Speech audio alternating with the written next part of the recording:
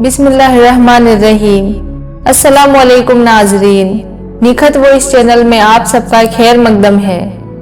ناظرین، ایک دفعہ کا ذکر ہے کہ ایک اللہ کے نیک ولی اپنے کچھ مریدوں کے ساتھ سفر کے لیے روانہ ہوئے۔ سفر کے دوران وہ ایک عیسائیوں کی بستی کے قریب سے گزر رہے تھے، تبھی ان کی نظر بستی کے گھروں پر پڑی۔ اس بستی کے تمام گھروں پر ایک ایک صلیب لٹک رہی تھی۔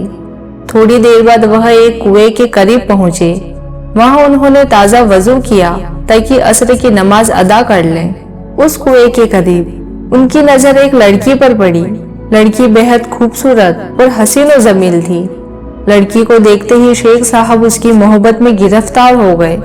وہ لڑکی ان کے دل پر چھا گئی اور اسی وقت اللہ کے حکم سے شیخ صاحب کی ولایت چھین لی گئی۔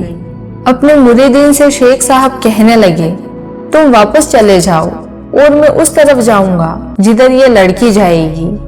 شیخ صاحب کی ایسی باتیں سن کر مریدین نے رونا شروع کر دیا اور کہنے لگے، شیخ صاحب آپ یہ کیا کہہ رہے ہیں؟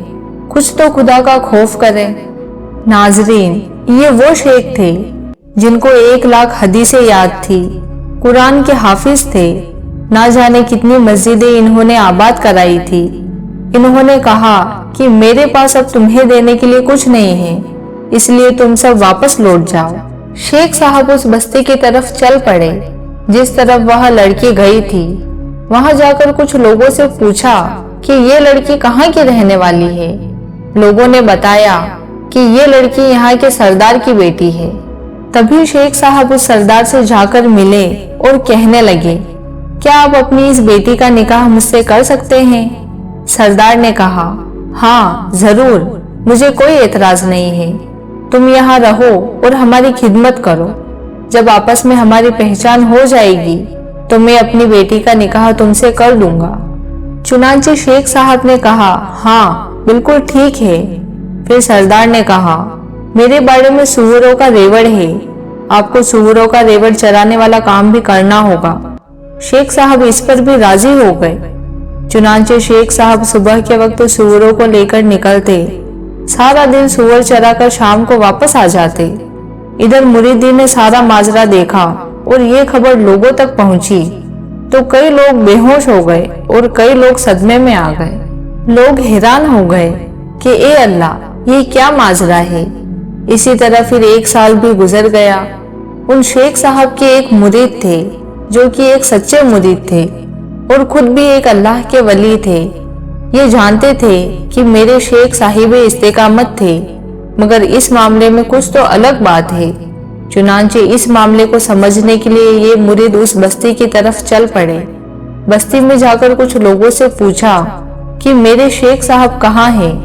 تو لوگوں نے کہا، فلاں جنگل میں سور چرا رہے ہوں گے۔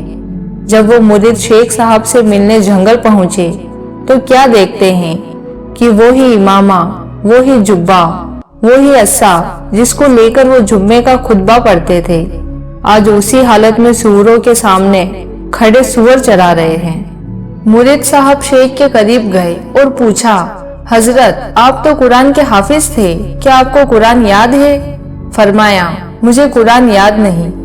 مرید نے پھر پوچھا، حضرت آپ کو کوئی ایک آیت یاد ہے؟ سوچ کر کہنے لگے کہ مجھے ایک آیت یاد ہے۔ پوچھا کون سی آیت؟ تو کہنے لگے، ترجمہ، جسے اللہ ذلیل کرنے پر آتا ہے اسے عزت دینے والا کوئی نہیں ہوتا۔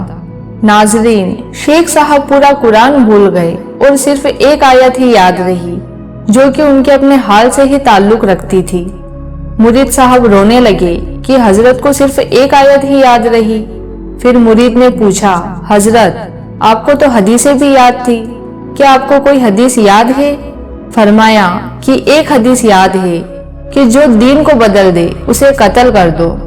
یہ سن کر مرید صاحب پھر رونے لگے تو ساتھ میں شیخ صاحب بھی رونے لگے اور اتنا روئے اور روتے روتے کہنے لگے کہ اے اللہ، میں نے تجھ سے یہ امید تو نہیں کی تھی کہ تو مجھے اس حال تک پہنچا دے۔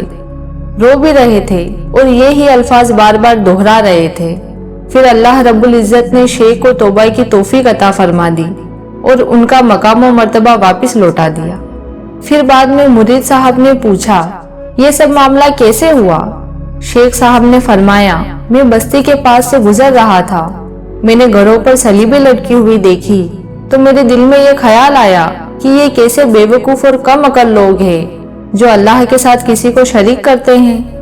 अल्लाह रब्बुल इज्जत ने मेरी इसी बात को पकड़ लिया कि ए शेख, अगर तुम ईमान पर हो तो क्या ये तुम्हारी अकल की बदौलत है या मेरी रहमत की वजह से है? ये तुम्हारी अकल का कमाल नहीं, ये तो मेरा कमाल है कि मैंने तुम्हें ईमान की दौलत से नवाजा है। इसीलिए अल्लाह ने मेरे सीने से ईमान ही निकाल दिया कि अब देखते हैं तुम अपनी अकल से क्या करते हो। तुमने ये लफ्ज इस्तेमाल ही क्यों किया, बल्कि तुम्हें ये कहना चाहिए था कि अल्लाह ने इनको ईमान की दौलत से महरूम रखा और हमें ईमान की दौलत से माला माल फरमाया। तो देखा अपने नाज़रीन, इस वाक़ये से हमें यह सबक मिलता है कि हमें कभी भी खुद की बड़ाई नहीं करनी चाहिए और कभी भी अपने आप पर घमंड नहीं करना चाहिए। हमें जो कुछ भी अता होता है वो अल्लाह की तरफ से अता होता है। अल्लाह रब्बुल इज्जत जिसे चाहे नवाज दे और जिसे चाहे महरूम रखे।